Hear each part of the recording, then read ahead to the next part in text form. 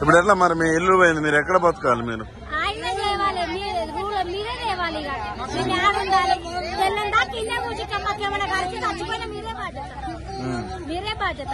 మాకేమన్నా అయినా మీరే బాధ్యత. ఏం చెప్తారు రేవంత్ రెడ్డికి? ప్రధానంగా ఏమైనా మాకు మీరే బాధ్యత. ఇప్పుడు కట్టెలు పట్టుకోం మీరే బాధ్యత. మాకేమన్నా అయితే ఇన్నే కూర్చుంటాం రోడ్డు మీద. మీరు కూడా ఉండరు మా సరిగ్గా ఇన్నే కూర్చుంటాం.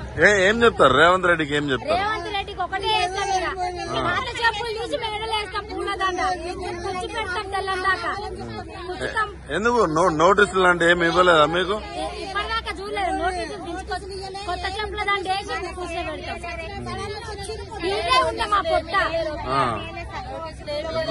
ఎట్లా మరి ఇప్పుడు మీ ఇల్లులు పోయినాయి, మీకు ఎక్కడేమన్నా ఆస్తులు ఉన్నాయా? వాళ్ళు అదే ఆస్తులు,